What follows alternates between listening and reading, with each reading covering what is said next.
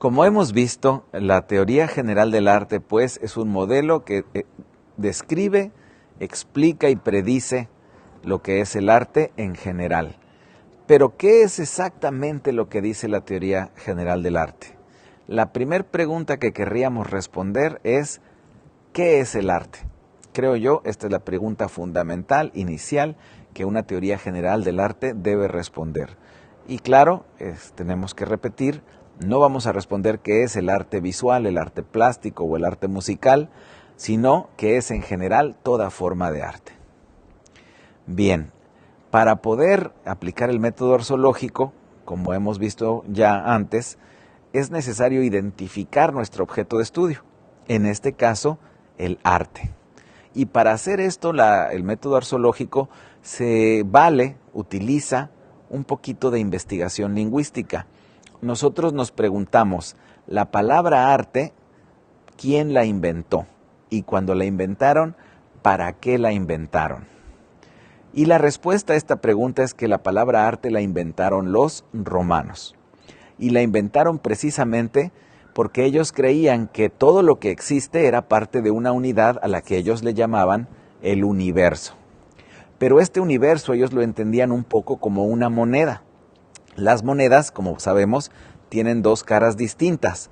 No es que sean dos monedas y no está dividida en dos partes, y sin embargo, esa unidad tiene dos caras distintas.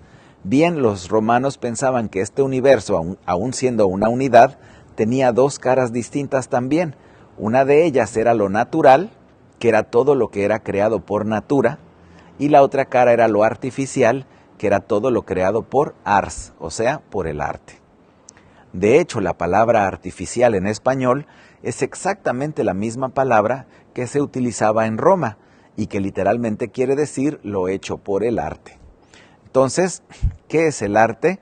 De entrada, la primera respuesta que nos da la teoría general del arte es que el arte es aquella fuente, aquella cosa, proceso que genera, que produce lo artificial.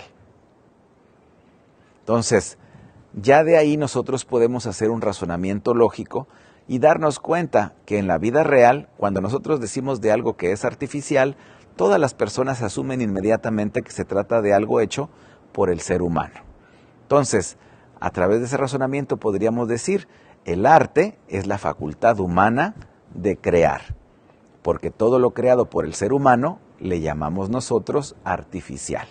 A partir de este punto podemos preguntarnos ya, ¿qué y cómo es que el ser humano puede crear? Sabemos, porque nos lo ha mostrado la física desde hace un tiempo, que el ser humano no puede crear ni destruir la materia ni la energía. Así que si no podemos crear materia y energía, ¿qué es lo que los seres humanos creamos? Bueno, la teoría general del arte nos dice que el arte es precisamente el proceso mediante el cual el ser humano crea, y lo que crea son formas. Aquí entonces nos surgen varios conceptos muy interesantes de explorar. Por una parte estamos diciendo que el arte es un proceso, y esto es algo que tenemos que tener en cuenta. Además nos dice que es un proceso que crea, que es también un concepto que debemos analizar, y finalmente nos dice que lo que crea son formas, y también creo yo, esto es algo que deberemos de analizar. Vamos a empezar hablando del hecho, de la importancia de definir al arte como un proceso. Bueno, tradicionalmente muchos de los pensadores que se han interesado en el asunto del arte se han encontrado ante un conflicto. Ellos lo que hacían originalmente era hacer un vastísimo y amplio catálogo de objetos, de cosas, a las que se les ha llamado arte. Y decían, la Mona Lisa se ha llamado arte. Un poema de Pablo de Neruda se ha llamado arte. Un cuadro de Rembrandt se ha llamado arte. Una sinfonía de Beethoven se ha llamado arte. Y con esto ellos concluían que era imposible decir lo que es el arte. Son tantas cosas y tan distintas que es imposible que digamos lo que es el arte. También se encontraban ante otro problema. Por ejemplo, ¿por qué se dice de la Mona Lisa que es una obra de arte? Pero ¿por qué, por ejemplo, una postal donde aparece la imagen de la Mona Lisa, de pronto alguien dice que eso no es una obra de arte? O sea, ¿qué hace que un objeto sea arte y que otro objeto no lo sea? Bueno, la teoría general del arte se deshace por completo de ese problema porque nos dice, el arte es un proceso. Y en este sentido, no hay ninguna cosa que sea arte. No hay ninguna pintura que sea arte, no hay ningún poema que sea arte, no hay ninguna película que sea arte. Hay un proceso que es el arte y ese proceso tiene productos. Es posible que determinada pintura sea un producto u obra de arte, pero en sí misma no es arte, es la obra o el producto del arte. Luego está el concepto de crear. Dijimos que el ser humano crea formas y tenemos que distinguir ahí, es muy importante, el concepto crear del concepto transformar, producir, fabricar. Estos conceptos parecen muy similares, pero hay una diferencia fundamental. La persona que produce o fabrica una silla no está creando una silla. No la está creando en el sentido de que tanto la materia como la energía de esa silla existen, pero además la forma, la idea o concepto de esa silla también ya existe. Esto es, no hay mucho de auténticamente nuevo en una silla que es fabricada o producida. Quien transforma, toma una forma que existe, le aplica energía, cambia la materia y hace que adopte otra forma que normalmente también ya existe. La simple transformación no es creación. Cuando hablamos de que el ser humano crea formas, nos referimos a que el ser humano pone en el universo, pone en el mundo, cosas que antes no estaban de ninguna manera, ni poco ni mucho. Hay algunos ejemplos fáciles de explicar. Uno de ellos sería el submarino. El submarino moderno con su forma alargada, con su tripulación, con sus luces incandescentes, etc., es algo que apenas hace unos pocos de cientos de años no era ni siquiera concebido por nadie. Por supuesto, ya había Leonardo da Vinci hablado del batiscafo, de la burbuja de aire bajo el agua, pero nadie había concebido el submarino como lo conocemos hoy. Esa máquina, ese medio de transporte con una tripulación, etcétera, autónomo, todas las características que nosotros conocemos del submarino, bueno, eso no había sido imaginado y por supuesto no había sido construido. Sin embargo, hoy en día, estos submarinos están ahí, en el mar, recorriendo el mundo. ¿Cómo fue que de no existir pasaron a existir? ¿Cómo fueron creados? La mayoría de las personas se imaginan que fue el trabajo de ingenieros, de técnicos o en su caso de científicos lo que creó los submarinos. Sin embargo, en realidad fue el trabajo de un escritor, en este caso Julio Verne, quien en su novela 20.000 leguas de viaje submarino imagina y al imaginar crea el submarino moderno.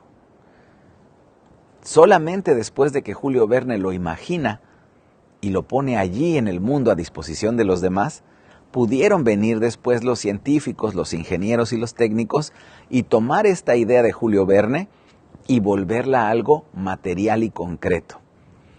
Podemos entonces decir que el submarino no fue creado en las fábricas, no fue creado por los obreros, no fue creado ni siquiera por los ingenieros que los diseñan, fue creado por un artista.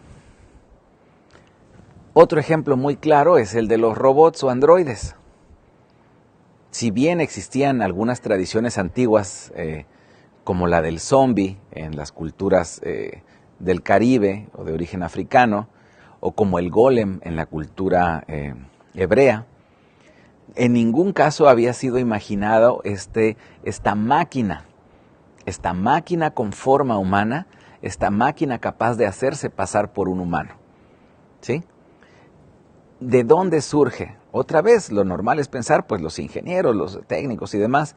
La verdad de las cosas es el concepto de robot se origina en una obra de teatro y después se materializa, se hace visible en una película de cine mudo de principios del siglo pasado. Es precisamente en la película Metrópolis donde nosotros vemos por primera vez al androide, a esta máquina capaz de engañarnos y de pasar por humana, pero que en determinado momento se revela a sí misma como un ingenio mecánico construido por el hombre. Pues bien, bastó que Fritz Lang imaginara y presentara a ese robot en su película, que claro, por supuesto, en ese punto era absolutamente ficticio, para que años, décadas después, e incluso siglos después, los ingenieros trabajen arduamente para convertir esa idea de la imaginación en una realidad material. Podemos entonces decir que, de acuerdo con la teoría general del arte, el arte está como un eslabón de una cadena mucho más larga, de un proceso mucho más largo, que podríamos llamar en general el proceso de la cultura. De tal manera que los artistas imaginan el futuro, imaginan las nuevas tecnologías, las nuevas formas sociales, etc. Y luego los científicos, los técnicos y otras personas toman esas ideas de la imaginación del artista y las materializan, las convierten en una realidad material. En resumen, podemos decir que el arte es un proceso en el que uno o varios artistas manipulan estímulos para crear una forma nueva que queda materializada o plasmada en una obra de arte y que luego un público la interpreta o decodifica, combinando sus interpretaciones hasta llegar a un término medio o concepto.